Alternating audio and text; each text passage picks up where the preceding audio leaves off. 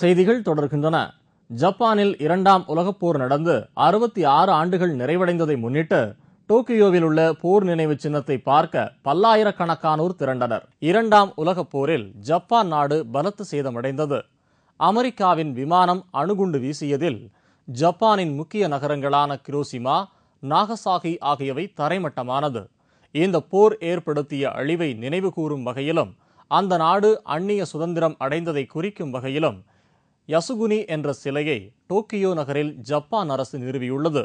இந்த நினைவிடத்தில் ஆண்டுதோறும் ஆகஸ்ட் 15ஆம் தேதியன்று ஜப்பானிய மக்கள் ஆயிரக்கணக்கில் திரண்டு தங்கள் சுதந்திர தினத்தை கொண்டாடி வருகின்றனர். இன்று நடைபெற்ற நிகழ்ச்சியில் 2.5 லட்சம் பேர் வரை அங்கு திரண்டு பிரார்த்தனையில் பங்கேற்றனர். 今日本がねこのように繁栄しているっていうことを感謝したいです。で、震災で亡くなった方たち、ここにはお祭りはされてませんけども、見守っていていただきたいなっていう気持ちでお参りさせていただきました。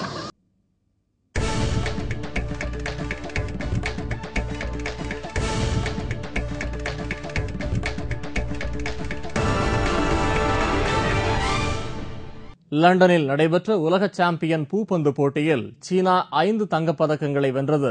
உலக சாம்பியன் பூப்பந்து போட்டியில் ஒற்றையர் ஆண்கள் பிரிவு ஆட்டத்தில் சீனாவை சேர்ந்த லிண்டான் மலேசியாவைச் சேர்ந்த லீ சாங் வீயை 20-12, 21-14, 23-21 என்ற செட் கணக்கில் தோற்கடித்து வெற்றி பெற்றார்.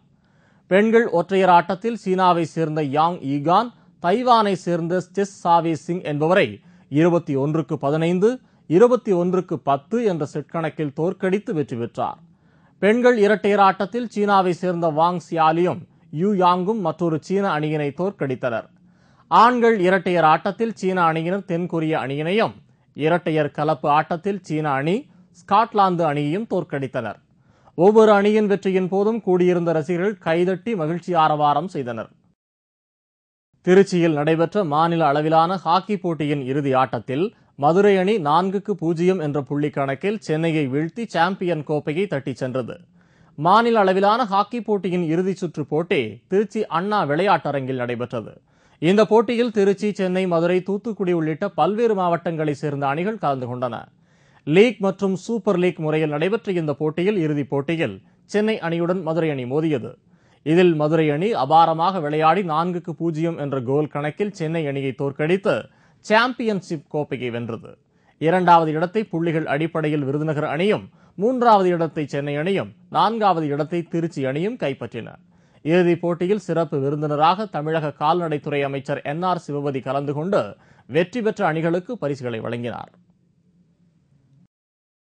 இத்துடன் செய்திகள் நிறைவடைந்தன. மீண்டும் செய்திகள் நாளை காலை 7 மணிக்கு. உங்கள் பிரச்சனைகளுக்கு உடனடி தீர்வு காண 30134600 என்ற கேப்டன் டிவியின் தொலைபேசி எண்ணை தொடர்பு கொள்ளுங்கள். வணக்கம்.